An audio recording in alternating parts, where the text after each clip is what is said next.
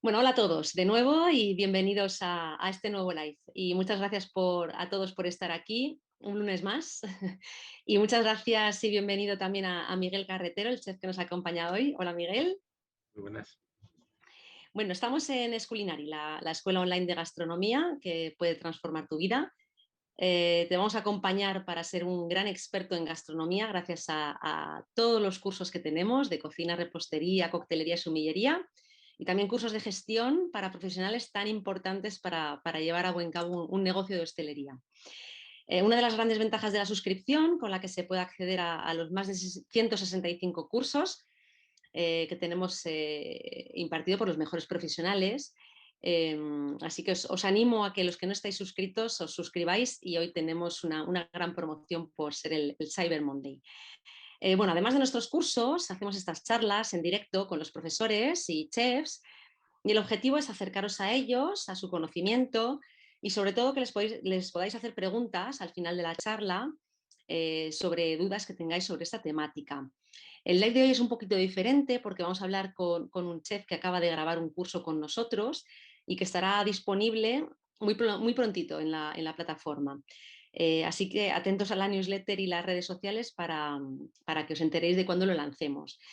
La diferencia es que generalmente hacemos estas charlas con cursos que ya habéis podido ver, pero este no. Así que, de verdad, esto va a servir de aperitivo para este curso nuevo y para animaros a que descubráis esta temática tan interesante sobre la carne de caza y que cuando salga el curso profundicéis mucho más.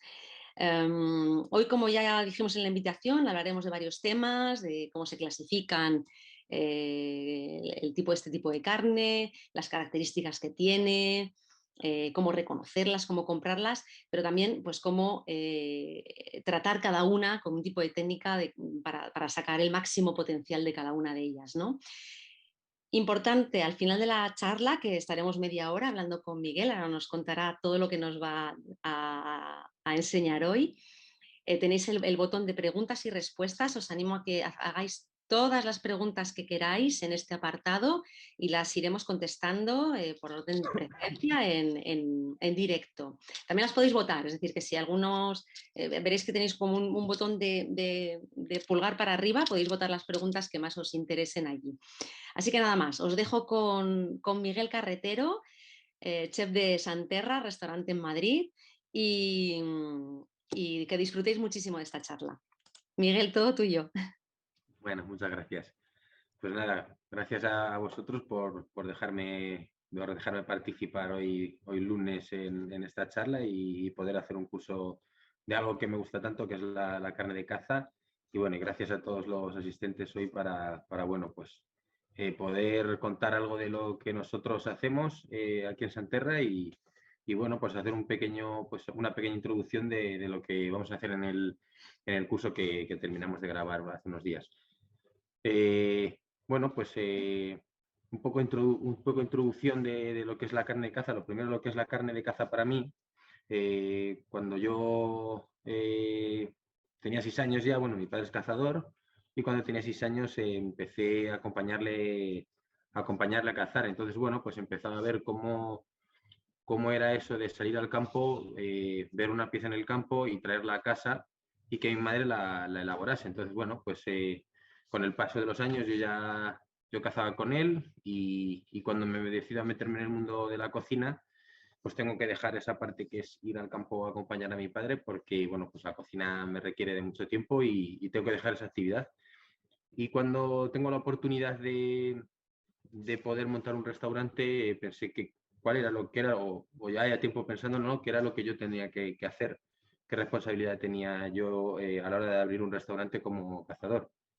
Y pensaba pues que al fin y al cabo la caza son diferentes eslabones, ¿no? Igual que cualquier otro producto o productor, que puede ser un agricultor, el agricultor produce y el resto debemos consumir, ¿no? Y sobre todo cuando un cazador quita una vida a un animal que está en libertad, y creo que hay esa responsabilidad de consumo y bueno, pues como cazador conservacionista que soy, pues creo que una obligación concienciar a la gente de los valores nutricionales que tiene la caza, de lo sostenible que es y sobre todo también a esa otra parte que son los cazadores que ven lo importante que es cazar, pero a la vez también consumir la carne de caza.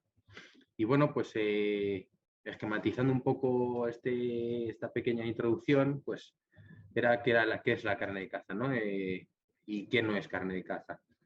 La carne de caza, al fin y al cabo, pues es un animal que vive en libertad, que en ningún momento vamos a encontrar una granja y que sus propiedades las va a dar la libertad, la sostenibilidad, el cero estrés, y que no vamos a encontrar en ningún momento ningún tipo de piensos, ninguna alimentación que intervenga el ser humano, al menos de forma directa, ¿no? Encontraremos que puede haber agricultores que tengan siembras con herbicidas y demás que puedan afectar algo, pero bueno, pues no va a ser en la gran mayoría de los casos. Dentro de toda esa carne de caza, normalmente se clasifican en dos partes, ¿no? Es una la caza mayor y la caza menor. La caza menor es la caza que, bueno, pues al fin y al cabo son piezas de, pues mucho más pequeñas, en torno a 4 o 5 kilos lo máximo, que son las liebres, y la caza mayor sería, bueno, la caza menor sería dentro de eso, pues encontraríamos pues tanto la liebre como el conejo, encontraríamos ahí los patos, las palomas, las perdices y bueno, todas esas familias que ahora vamos a profundizar un poquito más. Y luego la caza mayor, pues vamos a encontrar pues, desde ciervos hasta cabras montesas, jabalíes, corzos, gamos y demás variedad. Un poco profundizando en eso que es la caza menor, no sé si algunos de vosotros conocéis lo que es la caza menor o algunas de las especies, os voy a hacer una pequeña introducción de cada uno de ellos, pero rápida, porque no quiero tampoco que nos vayamos mucho de tiempo. Y bueno, pues dentro de la caza menor diferenciamos entre dos partes. Una es el pelo y otra es la pluma. En el pelo, las dos especies más consumidas son tanto el conejo, que está en torno a 1 kilo, 2 kilos, que creo que todos conocemos, y por otro lado están las liebres, ¿vale? Que es de la familia de los lepóridos, ¿vale? Aquí vamos a encontrar pues, un animal que parece un conejo, no tiene nada que ver ni en su carne, ni en peso, ni en propiedades organolépticas.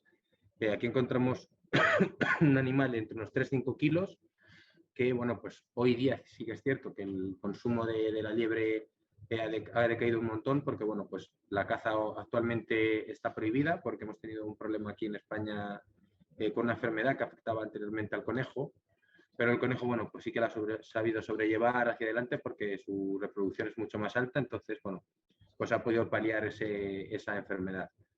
Por otro lado, la liebre, pues bueno, al tener menos crías y demás, actualmente tiene mucho menos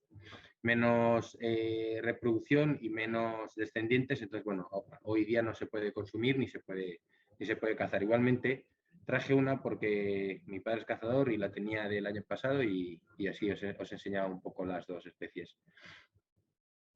Luego, dentro de la pluma, vamos a encontrar pues, los galliformes, que son las familias de las gallináceas. Está la perdiz, que pesa en torno a unos 400 gramos. Y luego el faisán, que yo creo que bueno, pues es un ave que viene de Asia, que se encuentra también ya en toda la zona de Europa.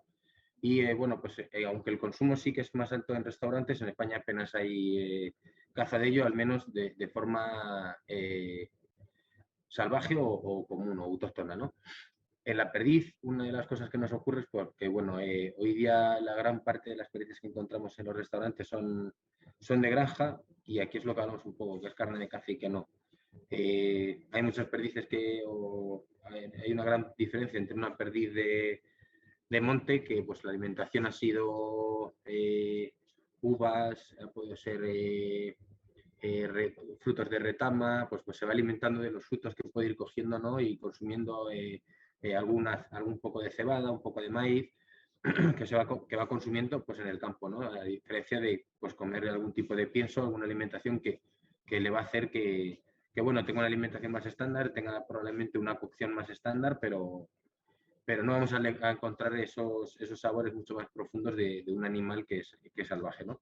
En el faisán pues encontramos lo mismo.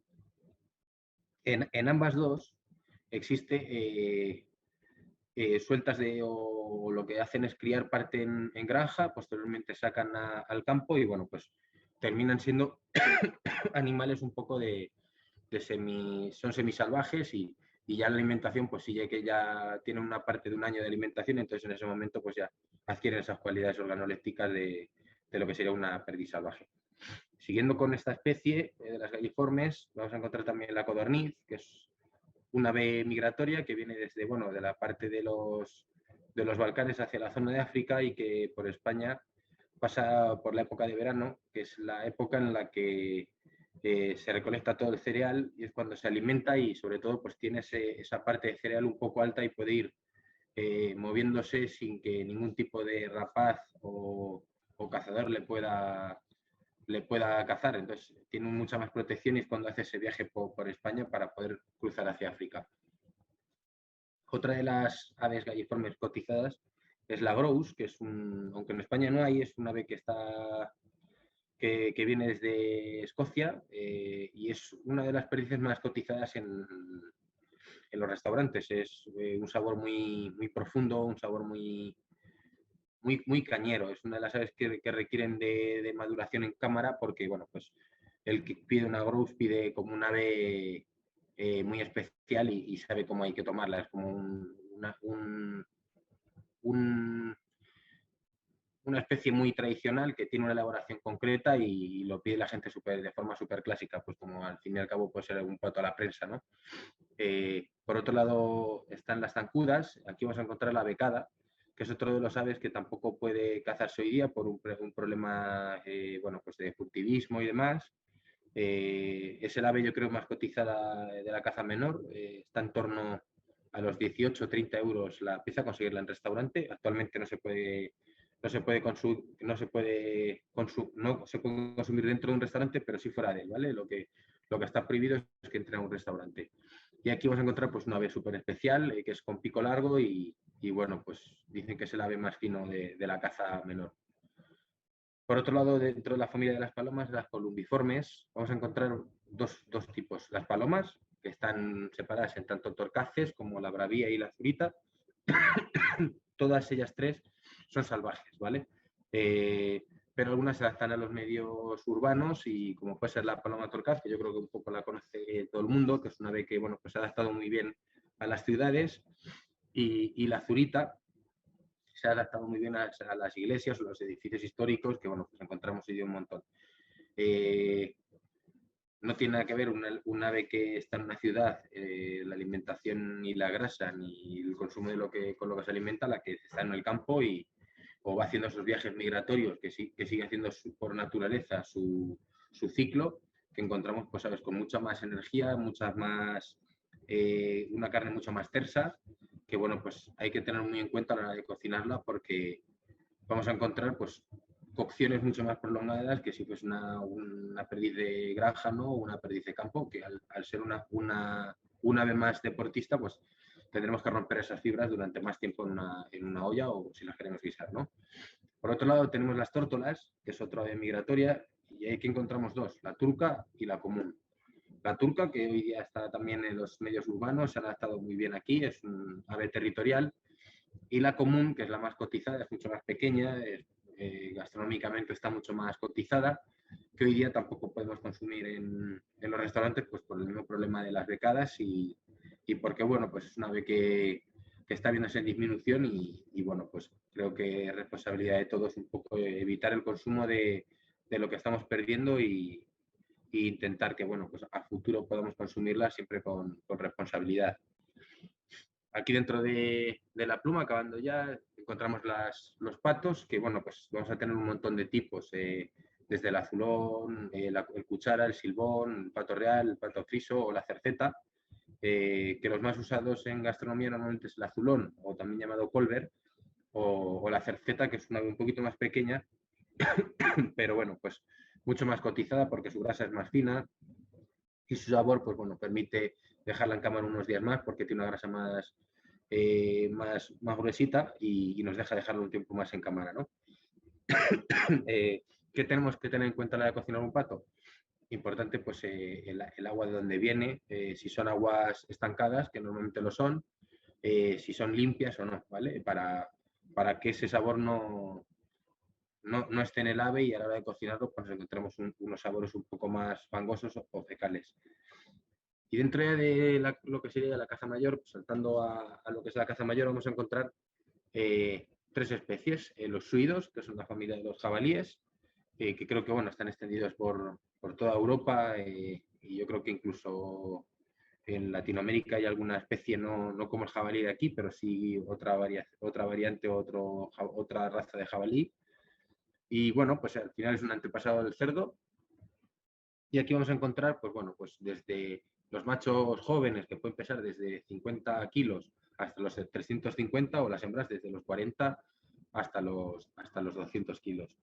Luego ya pues podemos encontrar jabatos de 10 a 80 que bueno, pues el consumo tiene que ser siempre, bueno, no vamos a encontrar jabalíes de 10 kilos en restaurantes, lógicamente, pero bueno, pues depende de lo que queramos utilizar, tendremos que buscar qué es lo que queremos. Si queremos un jabalí macho más grande, porque queremos hacer un estofado en el que queremos añadir chocolate, cocinarlo con grasa, con diferentes tipos de vinos o una marinada. Si quisiésemos cocinar una hembra, la tendremos que hacer completamente distinta, porque ¿qué buscamos? Quiero un lomo de jabalí simplemente marcándolo para acompañarlo de unas guarniciones mucho más ligeras. Pues ahí buscaré una hembra, que el sabor o la testosterona siempre será mucho menor y los sabores siempre serán mucho más finos, ¿no? O por el contrario, podemos buscar un jabalí joven que tenga un peso pues, de un lomo que pueda estar en torno a unos 2-3 kilos y encontremos pues, sabores igual mucho más finos o mucho más suaves que nos permitan pues, simplemente tratarlos a la plancha para no encontrarnos sabores mucho más profundos o más fuertes, pues, porque al final estamos hablando de caza y de animales muy adultos que tienen sabores muy fuertes, ¿no? Por otro lado, seguimos con los ciervos o los cérvidos, mejor dicho, y aquí vamos a encontrar el ciervo, los gamos y los corzos. El ciervo, bueno, yo creo que lo conocemos todos, que nos va a pasar exactamente igual que con el jabalí, pues si trabajamos un ciervo adulto tendrá una utilización, si trabajamos una hembra otra, y si trabajamos un cervatillo otra, ¿no? Según lo que buscamos, trabajamos un tipo u otro.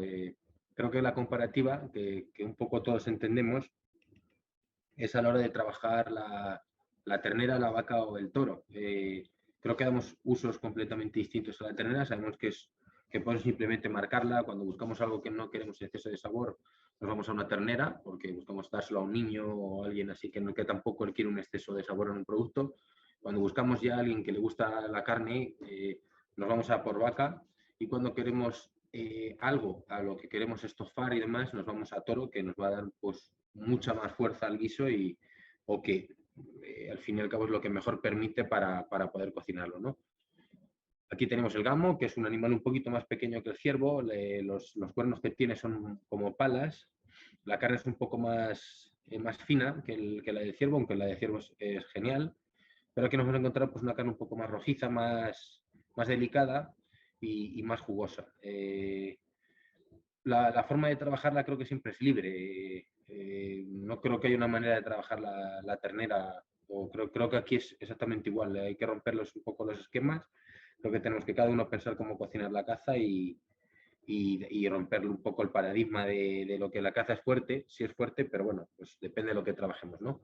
Y luego, por otro lado, los corzos, que es bueno, pues una especie que está en torno a unos 30 kilos, y yo creo que es dentro de la carne de caza mayor el más valorado. Tiene unos cuernos pequeñitos y bueno, pues realmente es un manjar. Para mí es mi animal de caza mayor favorito. Y bueno, pues aquí luego nos encontraremos ya tanto las cabras, que bueno, pues aunque hay algunas que se pueden consumir, como el rebeco y el muflón, es cierto que bueno, pues son utilizaciones mucho más complejas, sabores mucho más fuertes, animales mucho más fibrados, al fin y al cabo están en montañas y bueno, pues son más complejos de cocinar. Como aquí en España no hay mucha cultura de ello, apenas se consume y demás, no vamos a hacer mucho hincapié en esto, pero sí vamos a hacer hincapié un poco en las otras especies. Vale, pues el tema de las propiedades nutricionales, que es otro de los puntos que quería tratar y había un poco comentado antes, era el tema de la sostenibilidad. Al final, al fin y al cabo, la carne de caza, a diferencia de otras carnes de granja, no interviene el hombre. El animal come lo que tiene en el medio, está en libertad, es feliz y bueno, pues al fin y al cabo se caza y hay que buscar siempre una caza también un poco a futuro que sea cada vez más sostenible y que el animal sufra lo menos posible, porque hay diferentes tipos de prácticas, que esas son un poco las que a futuro hay que tener en cuenta, ¿no? Hoy día los proveedores no trabajan así. Nosotros intentamos que cuando viene un animal sepamos de qué tipo de caza es. Si viene un ciervo al restaurante, buscamos que no sea tal vez de montería, o si es de montería lo queremos saber para trabajarlo de una manera. Si una vaca muere de una manera un poco, sufriendo un poco más, soltará ácidos lácticos que un poco variarán al sabor de la carne, ¿no? Tendremos que aplicarle ese rigor mortis para que la acidez baje, y luego el tratamiento será completamente distinto a si hay una muerte dulce, que bueno, pues nos encontraremos con unos sabores completamente distintos y mucho más livianos, ¿no? Dentro de esto, pues bueno, pues encontramos animales con apenas grasa, con nada de colesterol, con una cantidad proteica muy alta, y bueno, pues lo que hablaba, carecen sobre todo de hormonas, de antibióticos y de fármacos, que bueno, pues creo que es sobre todo las ventajas que tiene. Inconvenientes, pues el que hablaba, ¿no? Uno de ellos es, según cómo muera, la posibilidad de que la carne segregue ácido láctico, que posteriormente se pueda convertir en ácido úrico, y que esto lo podemos trabajar al fin y al cabo con marinadas y demás, que puedan hacer que la carne se quede mucho más suave, y podemos darle un tratamiento previo para poder cocinarlas y que queden exactamente igual de bien, ¿no? A la hora de, bueno, pues tener un animal que está libre, ¿no? Pues hoy día intervenimos con la agricultura y herbicidas y pesticidas, que lo que hacen un poco es poder encontrar unos animales que, bueno, pues al fin y al cabo sí que consumen siembras y demás que pueden estar afectadas bueno, pues por herbicidas y demás, que bueno, no creo que sea lo mejor, pero bueno, hoy día es una de las pegas que podemos encontrar en la carne de caza. Por otro lado, bueno, pues en el tema del jabalí, que es una especie que bueno, es una especie omnívora, encontramos que se desarrolla una enfermedad que se llama triquinosis. La triquinosis es un parásito que al fin y al cabo, al comer tanto carne como hierba, incluso algunas veces es carroñero, coge ese parásito y lo tiene dentro. ¿Qué ocurre? Que bueno, al fin y al cabo, cuando nosotros encontramos un jabalí, siempre ha pasado por veterinario. Toda la caza tenemos la suerte de que pasa por veterinario, que está regulada, que no hay ningún tipo de problema, pero igualmente siempre se recomienda que si vas a consumir un jabalí en crudo, o pase siempre por más de 48 horas por el congelador, o que bueno, pues, la cocinemos pasando por con una temperatura superior a 65 grados, y así dejamos que bueno, pues, todas las posibles bacterias muriesen, ¿no? Igualmente, ya digo, existen los veterinarios que hacen ese trabajo previo y no vamos a tener ningún problema. Y bueno, pues dentro de esto pues vamos a encontrar que al ser un animal que ha estado cazado, pues puede tener algún proyectil, puede tener alguna zona dañada, que simplemente lo que tenemos que hacer es limpiarla y utilizarla y darle un uso. Tal vez no podamos darle el mismo uso a una zona que tiene hemorragia que sea la que un lomo de planchar y simplemente sacar para consumir, ¿no? Pero bueno, pues podemos utilizarlo pues para hacer algún fondo o hacer algún consomé o cualquier otra elaboración que nos pueda permitir el no tener que tirar la carne, ¿no? Que creo que es lo que tenemos que evitar. Y bueno, pues cogiendo un poco esa parte de qué tenemos que evitar, ¿no? Pues a la hora de comprar carne de caza, pues tenemos que tener varias cosas en mente, ¿no? O qué puntos que tenemos que tener en la cabeza. Pues bueno, para mí es muy importante tanto la procedencia y la alimentación del animal, si es silvestre o es de granja. No digo que sea mejor una perdiz salvaje, que lo es, ¿no? Pero bueno, pues la caza de granja tiene también partes buenas, es la regularidad. A la hora de cocinarlas, si cocinamos 5 perdices nos encontraremos que todas están a la vez, pero el sabor no será el mismo, ¿no? Si en cambio cocinamos 5 perdices salvajes, encontraremos que una está a las 4 horas, otra a las 4:30, otra a las 5, otra diremos, esto lleva 2 horas más, ¿qué está pasando aquí? ¿Se han callado? No. Pues es una ave más adulta, es una perdiz que es más mayor, o que bueno, pues está más pues a la hora de morir ha hecho un vuelo súper lejano y demás, y bueno, pues hay que darle más tiempo de cocción y terminar de cocinarla. En contraproducción de estos, un poco los contras de la caza más adulta es que quedan más secos. A la hora de tener que hacer unas cocciones más prolongadas, pues nos van a quedar un poco más secas, pero los sabores en las salsas pues serán mucho mejores, vaya. Nosotros tenemos muy en cuenta a la hora de trabajar aquí en Santerre la caza los tamaños de las piezas y los géneros. La caza mayor sobre todo, pues hoy ya trabajamos, por ejemplo, ciervo y utilizamos cierva. ¿Por qué? Pues nosotros trabajamos la cierva, simplemente sacamos el lomo y lo trabajamos a la plancha. No queremos acompañarlo con una guarnición que le supere o que le potencie. Lo que buscamos es dar la caza de una manera sutil, ¿vale? Llevarlo a un terreno elegante que al fin y al cabo rompa un poco los paradigmas de lo que es la caza o de la potencia de esa carne, ¿no? Y con esto lo que hacemos es acompañarla de ingredientes de mar. Hoy ya es la temporada de erizo y estamos haciéndolo con erizos. Y entonces, bueno, pues buscamos guarniciones que son muy elegantes. Entonces necesitamos una carne que no tenga excesiva acidez o excesiva potencia a un animal de caza, ¿no? Pero de repente, si quisiésemos hacer un plato con colmenillas a la crema y demás, pues decimos, vamos a buscar un ciervo más adulto y la acompañamos con esto, porque buscamos añadirle trufa o incluso un jabalí con frutos rojos y buscamos esa fuerza para que los frutos rojos no rompan la acidez con ese sabor, ¿no? En los patos, bueno, pues si es posible saber de dónde vienen, ¿no? Para saber qué procedencia tienen y de qué agua son, mucho mejor. Que el perfecto viscerado después de la muerte, pues bueno, que nunca tengamos tripas rotas, ¿no? Si nos encontramos con un ciervo que viene manchado, nos vamos a encontrar que toda esa parte interna pues va a estar dañada y los solomillos de repente de un lomo de ciervo no podemos utilizarlos para hacer un tartar o hacer una elaboración que sea simplemente marcarlas. Tendremos que o cocinarlos en un estofado, que sería utilizar una parte noble como es un solomillo, en una elaboración que pues estaríamos estropeando, yo creo que una de las partes mejores de un lomo, bueno, de un carré. Entonces, bueno, pues es importante buscar que esa parte interna esté lo más limpia, lo más rojiza, que no tengamos esos toques un poco verdes de que, pues a lo mejor a la hora de desviscerar han roto una tripa, no ha habido una limpieza correcta y no encontrarnos con una carne contaminada, ¿no? Las formas de conservación siempre son importantes, que no haya roturas o que no haya roturas de temperatura, que encontremos pues, un animal que a la hora que llega aquí, pues aunque huela a campo, que huela a campo, no que huela a putrefacción, que es una de las cosas que un poco la gente confunde con la caza. Otro de los puntos para mí es la temporada y en la época que se caza.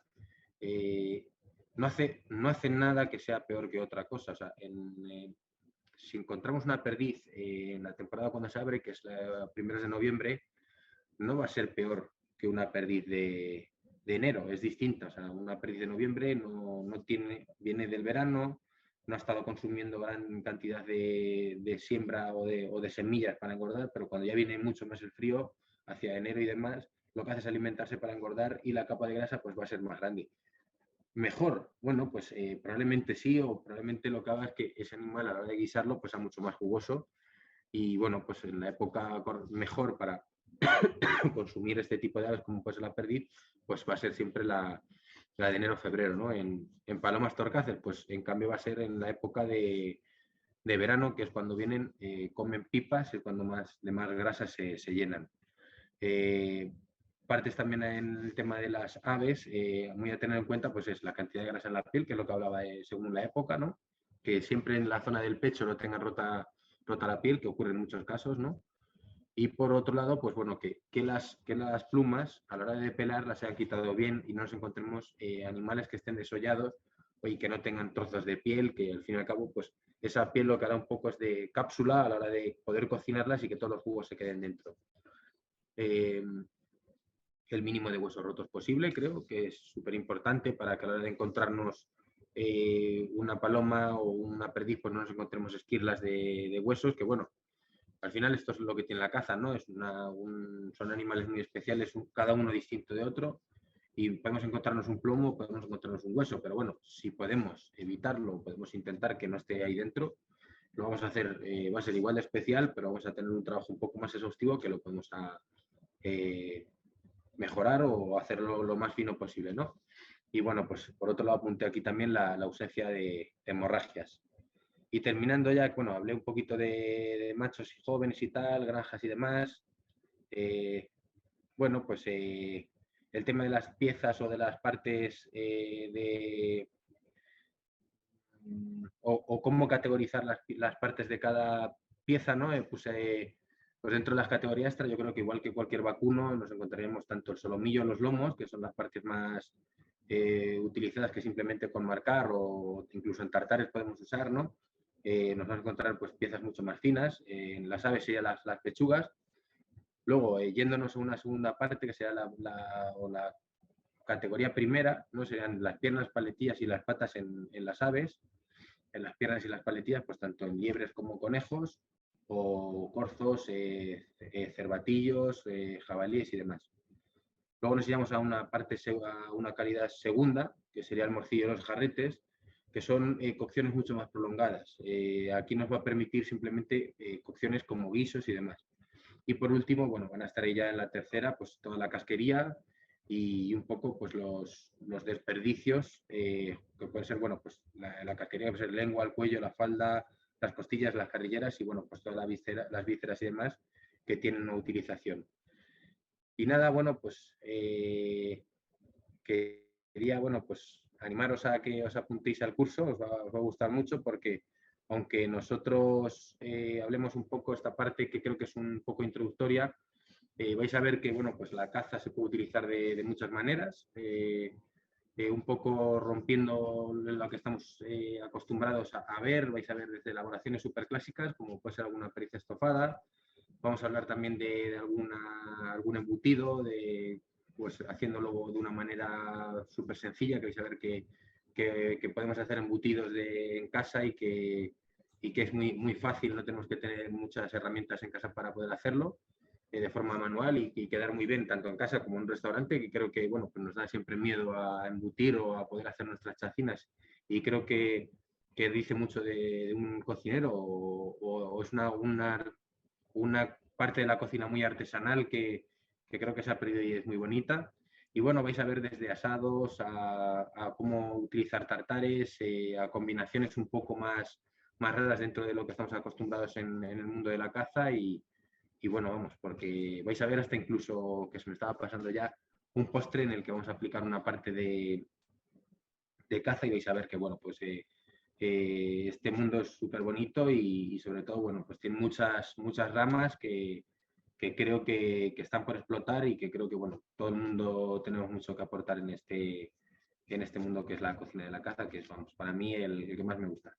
Totalmente, totalmente. Muchas gracias, Miguel, Ah, porque, hombre, esta pequeña introducción que has hecho creo que viene bien, ¿no? Para meter este gusanillo, lo que estábamos diciendo del curso, donde haces bastantes recetas y todas muy apetecibles y eso, que se pueden hacer en casa, se pueden hacer en restaurante y para explorar cosas nuevas, ¿no? ujú.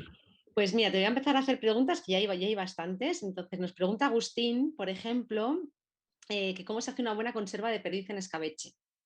Me dice medidas a tener en cuenta para una adecuada conservación y el tiempo que se puede conservar. Bueno, pues mira, a ver, nosotros en el curso vamos a hacer un escabeche, pero no va a ser un escabeche tradicional. Igualmente, pues bueno, pues en una perdiz, medidas a tener en cuenta, yo creo que eso es un poco ya más personal. A mí sí que me gusta siempre eh, que una perdiz tenga bastante aceite, porque lo que vamos a conseguir con esto es que haya mucha jugosidad. También me gusta que tenga, o sea, si vamos a ponernos a hacer una receta, no una perdiz o dos perdices, a mí me gusta que tenga bastante cebolla, porque la cebolla lo que hace es retener muchos líquidos, aparte de que le aporta mucho sabor, ¿no? Pues meter ajo y luego, pues bueno, pues las especies de condimentación que creo que cada uno puede añadir un poco según lo que quiera. Yo creo que un escabeche lo bueno que tiene la cocina en general es que cada uno puede aportar su toque y lo que él quiere.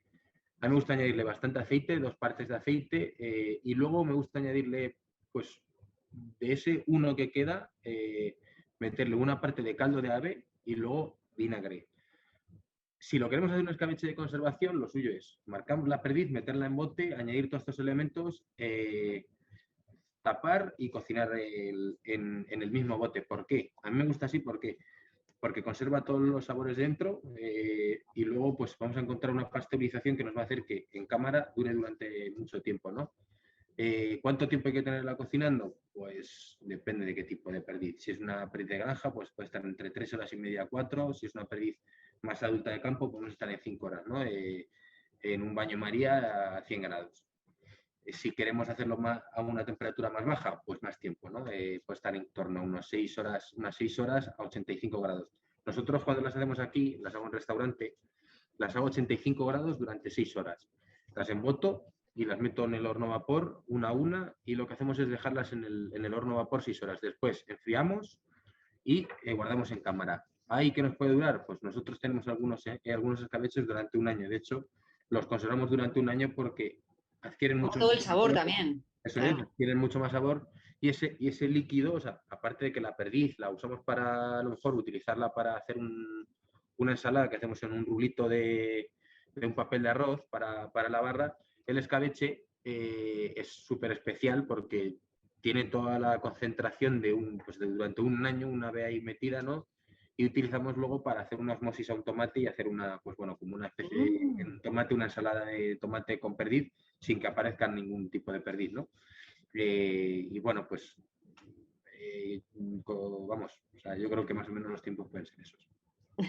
Y por ejemplo, para una ave más pequeñita, tipo una codorniz, se reduciría muchísimo para que tengan un poco la proporción. Si es una codorniz, si fuese de granja, en 40 minutos o menos está. Claro. Si es salvaje, pues vamos a estar en torno a unas 4 horas también. Ah, también, Sí, vale. sí, sí, o sea, al fin y al cabo son aves migratorias, incluso los zorzales, aunque son súper pequeños y los vemos pequeños, pensamos que no van a estar y no es porque sean pequeños o mayores, es porque al fin y al cabo tienen que romper fibras, que es lo importante, y eso pues lleva un tiempo, que puede ser 85 grados durante 6 horas, y hasta entonces pues no esté, sea de 1 kilo o sea de 200 Ujú. gramos. Vale. Mira, pues pregunta también Beatriz en Facebook, también estamos retransmitiendo en Facebook, que para hacer un carpaccio de ciervo, si sería mejor el solomillo o el lomo. A mí me gusta mucho más el lomo. Ujú. Eh, Me gusta más el lomo y a ser preferible, si utilizo un ciervo, una cierva, un ciervo, perdón, joven o una cierva, no le doy ningún tipo de tratamiento, o sea, simplemente marco y fuera, ¿no? En Ujú. cambio, si voy a utilizar un ciervo un poco más adulto, pues ahí ya busco o tal vez hacer una marinada en cámara con aceites o un adobo y demás. Tampoco me gusta excederme con las marinadas porque al fin y al cabo matamos el Claro, sabor de la carne, ¿no? original. Ujú. Pero sí que a lo mejor, pues bueno, pues podemos utilizar algún tipo de marinada en el que haya hierbas y demás, que bueno, luego a la hora de marcar nos potenciará o nos adobará un poco ese carpaccio y bueno, pues habrá una lucha ahí de gigantes y las guarniciones tendremos que pensar otras completamente distintas, claro, no tiene nada que ver uno con otro. Ujú. Mira, de hecho nos pregunta José Luis sobre si en el curso, que sí, pero bueno, las cuentas, ahora lo cuentas tú, en el curso, si en el curso reflejas, o sea, haces las guarniciones también de los platos. Sí, bueno, ahí vamos a hacer elaboraciones. Creo que no puedo hacer spoiler, ¿no? ¿Puedo hacer spoiler de algo? Sí, sí, sí, sí, venga. Por ejemplo, Si te animamos. hacemos una salchicha Frankfurt de paloma torcaz, que bueno, pues hacemos un guiso de repollo con foie gras y vino fino, y luego lo acompañamos con una holandesa de mostaza y bueno, pues trufa y demás, que pues eso es una de las elaboraciones. Luego hay otras que bueno, tanto cremas inglesas de erizo y demás, que enseñamos a hacerlas ahí y vamos, está todo en el curso bastante completo y elaboraciones yo creo que bastante algunas chulas o sobre todo distintas que nos pueden abrir la mente o incluso no utilizarlas para caza, sino para otras elaboraciones. Ujú. Te voy a hacer la siguiente pregunta y mientras tanto luego os voy a lanzar una encuesta sobre temáticas para cursos nuevos y la podéis ir respondiendo con tranquilidad en lo que queda de charla, ¿vale? Entonces nos dice Pedro, buenas tardes, me gustaría saber si la cocción al vacío para caza mayor es una técnica recomendada. Por otro lado, para descongelar piezas de jabalí he visto recetas que recomiendan meterlas en leche, pero no entiendo la razón. Bueno, pues mira, ahí es descongeladas en leche. eh, bueno, yo no soy partidario de descongelar nunca en un medio líquido. Lo que suelo hacer a la hora de descongelar en leche, que esa es otra de las preguntas que después un poco tiene que ver con ello, a la hora de meter en leche una pieza es como un poco las mollejas de ternera. La molleja de ternera normalmente se suele meter un poco en leche agua y hielo, y lo que se busca es un poco desangrar y eliminar esos ácidos, ¿no? Entonces, amabilizar un poco esa carne que tiene unos sabores muy potentes y demás, y suavizarla, ¿no? Ahí muchas veces la gente añade salvia, añade diferentes especias o diferentes hierbas, y lo que busca es suavizar un poco la carne, ¿no? Es como cuando añades mantequilla a una salsa que es súper potente que la suaviza, ¿no? Pues aquí lo que se busca es exactamente igual, suavizar carne y que pierda esa bravura de lo que es un jabalí. Ujú. Y bueno, decía ahí una cosa de la cocción al vacío. La cocción al vacío para caza mayor, sí, sí, lo recomendabas. Bueno, pues yo creo que como cualquier otra, igual que como cualquier otra carne, nosotros hemos utilizado presas de jabalí que las hemos cocinado al vacío como un pastrami, alguna pierna la hemos asado y se podría cocinar al vacío. Al fin y al cabo, pues lleva cocciones mucho más prolongadas y según lo que quieras hacer, pues sí, o sea, yo creo que es investigar un poquito más ahí según lo que cada uno quiera hacer, porque bueno, pues es súper versátil, o sea, al final es como una pierna de cualquier otro animal. Sí, sí, exacto. Al final es lo que hablabas antes de las categorías, ¿no? Que pues, a lo mejor un solomillo y un lomo no tiene mucho sentido, igual que en cualquier otro animal, pero que luego, pues según para piezas que necesitan mucha cocción, pues puede ser interesante que... Un jarrete, por ejemplo, un Claro, jarrete, pues, ciervo jabalí, pues sí que precisa de horno. De hecho, necesita un montón de horas, porque hace poco estuvimos intentando nosotros hacer uno, 85 grados, y se tira unas 16, 20 horas cocinando al vacío, que bastante tiempo. para que quede tierna. Vale, pues nos dice Graciela también. Por lo que entiendo, el chef habla de sabores fuertes y ácidos de carnes de machos maduros. ¿Cómo quitar o suavizar estos sabores? Vale. Bueno, pues aquí hay varias maneras. Una es la que había La comentado que hemos antes, dicho la de... la de añadir meter en leche y buscar que al final el animal se desangre un poco y pierda la bravura. Existen marinadas que pueden ser con vinos, diferentes verduras, hortalizas de condimentación, especias y demás, que ahí exactamente hacemos lo mismo. Lo que buscamos es que en esa mezcla de vinos, la carne lo que haga es quitar bravura y que esos vinos entren en la carne. Y con ese adobo luego, o con esa marinada luego poder hacer una salsa o un estofado, ¿no? Con eso lo logramos igual. Otra de las formas es si de repente tenemos una pierna que queremos asar, pero no queremos marinar ni nada, es dejarla en la cámara durante varios días colgada y luego vamos a conseguir con eso que los ácidos vayan disminuyendo poco a poco. Podemos tener tiras de pH y controlarlo, o podemos coger un cuchillo, cortar una parte, marcarla y ver cómo va evolucionando la carne, y cuando veamos que tiene un sabor que nos encaja bien, que vemos que un animal, que no todos tienen por qué, que un animal sí que es cierto que no, que sigue estando fuerte, pues aplicamos una marinada y fin, ¿no? Ujú. Porque esto equivaldría no sé si se hace, a lo mejor digo una barbaridad, pero a la maduración que se hace de las carnes de vacuno. Eso es, ya como al fin y al cabo matar un poco el rigor mortis, ¿no? Ujú. Vale. Es que nos decía aquí Agustín, y no sé si esto ya dice, es verdad que el ácido láctico de la leche, lo que hablábamos antes, ¿no? Baja el ácido úrico de la carne de caza. No sé si es exactamente el ácido úrico lo que baja. Bueno, el ácido láctico lo que hace es convertirse en ácido úrico normalmente. Eh, no creo que sea por eso. Yo creo que lo que hace más que trabajar ácidos ahí, lo que hace es un poco suavizar los sabores fuertes que tenga más la carne, ¿no? La acidez, lo que hace es bajar con el tiempo, con la maduración y demás. Ujú. Vale, mira, nos dice María Dolores que su padre es cazador también, de caza menor, y que le trae conejos y perdices y que quiere una buena receta de perdiz escabechada. María Dolores, haz el curso y tendrás ahí buenas recetas. Aquí no vamos a dar recetas hoy, esta es la charla más teórica sobre todo este tema, ¿vale? Entonces, te emplazamos a que cuando salga el curso lo mires allí, que hay cosas muy apetecibles. Dicen Carmen del Rosario nos dice, en el curso nos van a enseñar cómo utilizar cada parte. Siempre me ha interesado tener un gráfico con las partes del animal y qué puedo hacer con este. Bueno, vamos a trabajar diferentes partes. A lo mejor no tanto una gráfica como tal. Mm, Sí que vamos a hablar de diferentes partes. Vamos a trabajar pierna, vamos a trabajar lomo, vamos mm, a trabajar aves como pues la paloma torcada, vamos a trabajar estofados con una perdiz, trabajándola de una manera distinta, pues deshuesando y demás. Vamos a hacer un postre con un ingrediente que luego pues quien entre al curso pues lo verá y verá cómo podemos hacer un montón de cosas más allá de lo que estamos acostumbrados.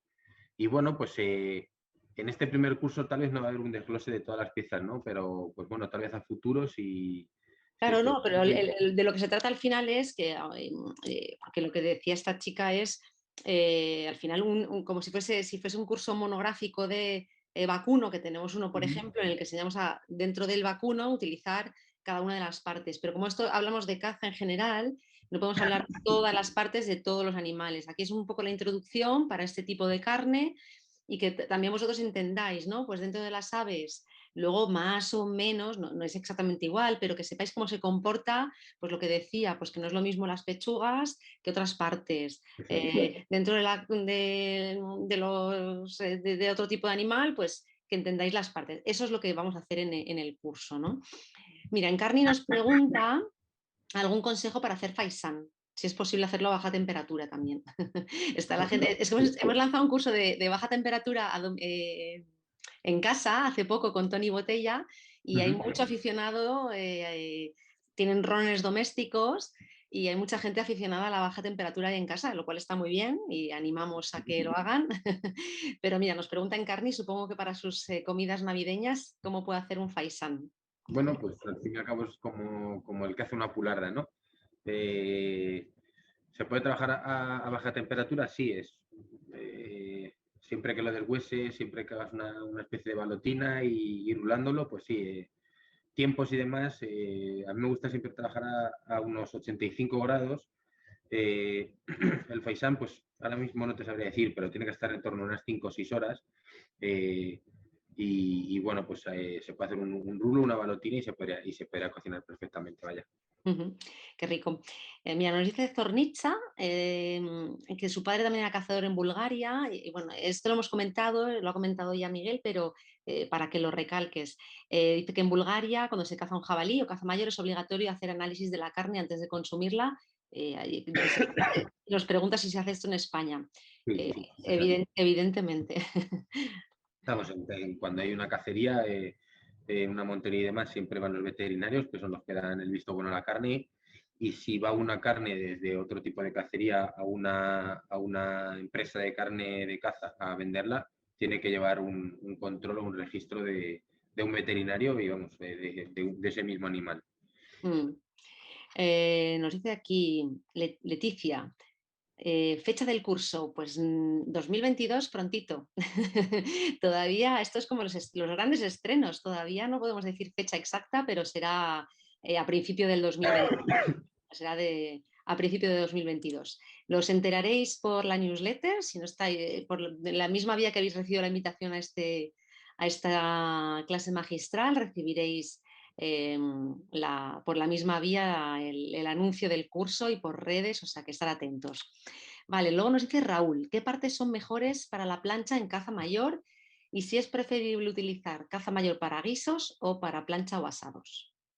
Bueno, pues la primera pregunta, partes son tanto el lomo como el solomillo. Esos son los dos. Más que por caza mayor, al final es por partes, que es lo que hemos dicho. Sí, no, no tanto luego, claro, que es preferible. Bueno, pues es por partes. Para plancha se puede utilizar simplemente tanto el solomillo como el lomo, que son las partes más nobles de ahí. Y para caza mayor, para guisos, pues tanto las piernas, paletillas, el cuello, la lengua, las carrilleras.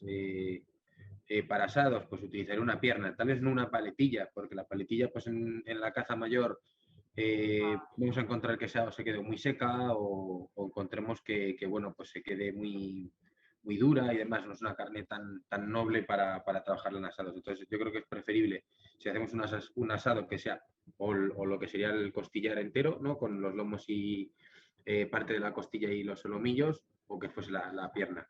Ujú. ¿Y qué carrilleras se usan en caza mayor, por ejemplo? Bueno, pues diría de todo. Lo que más se suele encontrar es jabalí y ciervo.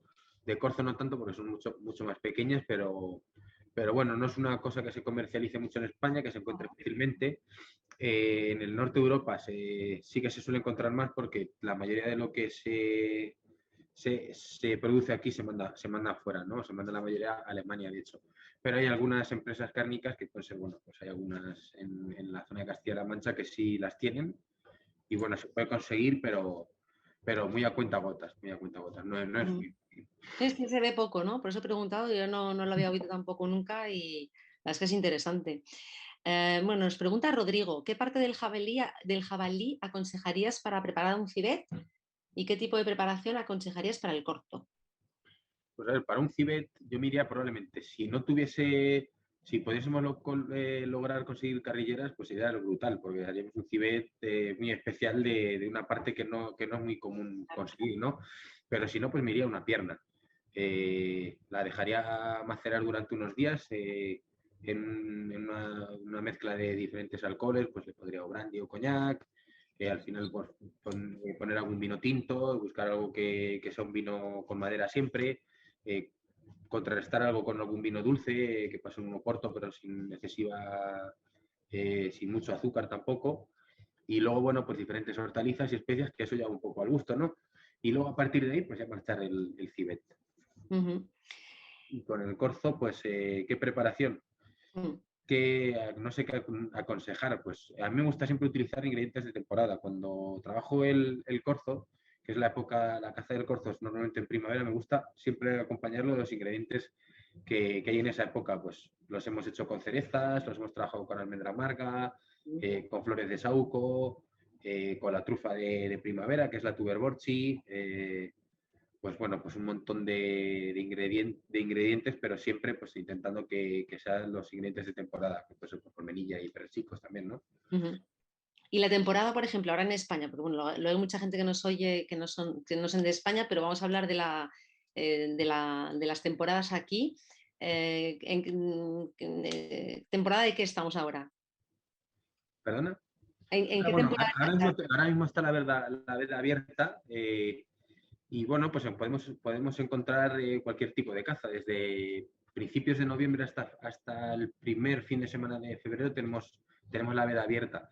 Es Ujú. cierto que este año, bueno, pues con un montón que ha habido varios problemas, uno era la mixomatosis con la liebre, que había pasado una enfermedad del conejo a la liebre y se está muriendo, pues no podemos cazarla.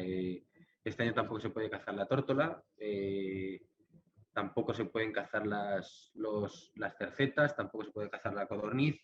Entonces, bueno, cierto que bueno, pues, este tema se está regulando mucho más, se está siendo más exhaustivo y bueno, pues vamos a encontrar, pues sobre todo, pues vamos a encontrar conejo, vamos a encontrar perdiz, vamos a encontrar faisán, ciervo, corzo, jabalí, podemos encontrar gamo, vamos, un montón de caza que vamos, hay muchas especies que hemos perdido, no que hemos perdido, estamos en un punto en el que podemos recuperarlas, pero bueno, que sí que ya no las podemos disfrutar en la mesa y que bueno, que espero que pronto por responsabilidad pues las podamos tener en la mesa y disfrutarlas como se merece. Puedan volver y animamos a que la gente la pruebe a hacer cosas ahora para estas fiestas. Bueno, nos hace una pregunta Juan Carlos divertida, ¿no? Dice, ¿cuánto de anatomía, cirugía? Pero bueno, tiene tiene que saber un cocinero como tú para preparar una pieza, que al final es importante, ¿no? Para no maltratar cada una de las partes. Y es importante saber esto, ¿no? La anatomía, más que la cirugía, pero la anatomía sobre todo, ¿no? Entiendo. Bueno, pues al final lo que tienes que saber es cuando tienes una parte, tanto bueno, a la hora de limpiar un lomo, por ejemplo, pues tanto anatomía o cirugía, no es tanto como eso, pero sí que tienes que conocer muy bien lo que tienes entre manos, ¿no? Hoy día no todos hemos trabajado a lo mejor con lomos de corzo o de jabalí y demás y tenemos pues esa facilidad, ¿no? Pero bueno, hay tantos vídeos en internet o en esta escuela que vais a verlo, como vamos a limpiar un lomo de corzo en el que enseñamos incluso a despiezar alguna de las partes y creo que ahí es donde se ve un poco pues, cómo ponerte o cómo, vamos, ver cómo se arregla un lomo, cómo diferenciar luego las partes de una pierna también es muy importante, pues porque no quiero hacer un asado como tal, lo que quiero separar todas las partes de una pierna y lo que quiero es hacer cecina con ellas, porque no quiero hacer una pierna como tal para luego encontrarme diferentes tipos de nervios y demás. Pues bueno, pues sí que es muy importante. Todo conocimiento yo creo que siempre es importante para poder aplicarlo en cocina. Sí, sí, no, totalmente. Y sobre todo para sacar el máximo partido y no maltratar las piezas, que es de lo que se trata, porque si haces un corte del revés, pues luego lo dices tú, ¿no? Las fibras y tal, pues no, la jugosidad y en pues no te va a salir igual y vas a decir, pues si lo he hecho todo igual, no, lo has cortado del revés y eso es importante, ¿no? Y mira, bueno, voy a compartir los resultados de la votación para que veamos, pues mira, cocina con casquería, fíjate, es algo que ha salido ganador dentro de, o sea, que hay interés también por la parte de casquería. Escabeches, ¿vale? O sea que bueno, lo compartí aquí con vosotros para que lo tuvierais. Y bueno, venga, última pregunta que nos dice Juan Francisco. Dice, postre, algún hígado, leche de algún animal de caza, huevos, venga, alguna pistilla. Bueno, pues no es ninguna de esas. Vamos a utilizar la grasa de las aves de caza. Nosotros cuando utilizamos ya, hemos sacado, por ejemplo, las pechugas de un pato y tenemos esas carcasas, cuando vamos a marchar ese caldo lo que hacemos es tostarlas y esa grasa que nos queda en la gastronor, esa grasa que es al final una grasa tostada, que parece casi una mantequilla más sed, con esos aromas un poco a bollería, la utilizamos para hacer una elaboración que, bueno, pues muy interesante, tiene unas raíces tradicionales del pastoreo en Navarra y bueno, pues vamos a darle una vuelta ahí a un postre, vamos, muy humilde y que hacemos y que va a estar súper chulo, sobre todo por cambiar un poco la mentalidad y ver que se puede todo, se puede hacer un montón de cosas siempre que no haya tapujos ni paradigmas. No, y que hay que abrir la mente muchas veces, ¿no? Que no bueno, pensamos siempre, pues el lomo a la plancha, tal, hay que salirse un poco del pensamiento, ¿no? De la caja que dicen y hacer esto. Pues mira, te voy a leer porque hay muchos mensajes. Gracias por todo, muy interesante de José Antonio. ¿Cuándo lanzáis el curso? Muchas gracias, me encanta el trabajo. Sin duda haremos el curso, Roberto. O sea que están. Muchas gracias por darnos la oportunidad de escuchar a Miguel, deseando volver a Santerra. Aquí tienes Manuel, un cliente fiel, y apuntarme a vuestro curso. O sea que yo creo que esto ha funcionado, ¿no? No lo habíamos hecho nunca al revés, de hacer estas clases magistrales antes de lanzar el curso, y yo creo que es bonito también para que la gente tenga más el gusanillo, ¿no? No una vez que lo tienes, sino llegar a más gente así. Así que muchas, muchas gracias, Miguel. Me ha encantado que compartieras con nosotros tanto conocimiento y tanta pasión. Muy generoso, como dice Graciela, y nos ha dejado el gusanillo. Así que nos vemos dentro de poquito en tu curso. Bueno, muchas gracias a vosotros y bueno, muchas gracias pues, por todo, por dejarme participar y bueno, pues por esta tarde que me habéis amenizado, la verdad. Gracias. Y a todos los demás, todos los que estáis aquí, pues estamos en Esculinaris. Y si queréis escribirnos a soporte@esculinari por si acaso tenéis alguna duda más, ahí estaremos para contestar. Muchas gracias por estar a todos. Bebe agua, Miguel, Sí, recupérate. sí, sí, estoy súper bien. Gracias. Hasta muy pronto. Adiós a todos.